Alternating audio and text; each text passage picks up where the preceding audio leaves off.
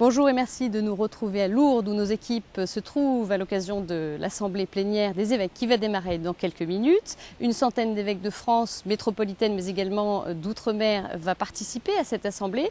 Et puis également une trentaine d'invités, des observateurs et des évêques émérites. Alors cette Assemblée va tout d'abord désigner des postes clés, à savoir le successeur du président actuel, le cardinal Jean-Pierre Ricard, qui est archevêque de Bordeaux, qui arrive au terme de son second mandat, qui est non renouvelable. Les évêques vont également élire 2 vice-présidents. Ces postes sont actuellement occupés par l'archevêque de Marseille, monseigneur Georges Pontier, et l'évêque de Nancy, monseigneur Jean-Louis Papin. Enfin, les évêques vont élire 5 membres du conseil permanent et le nouveau secrétaire général de cette conférence épiscopale. Alors, au-delà de la question un petit peu structurelle de la conférence, les évêques vont évidemment travailler sur des dossiers en cours sur lesquels ils vont réfléchir, discuter tout au long de cette assemblée.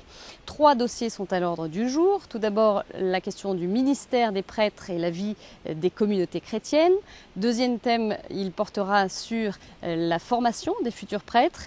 Et enfin, les évêques vont se pencher sur la question des catholiques de France et musulmans dans la France d'aujourd'hui. Alors bien sûr, nous reviendrons en détail sur l'ensemble de ces travaux tout au long de ces journées. En attendant, restez avec nous puisque vous allez pouvoir voir en direct dans quelques minutes sur notre antenne le discours d'ouverture de l'Assemblée, discours donc du cardinal Jean-Pierre Ricard qui sera commenté par Philippine de Saint-Pierre.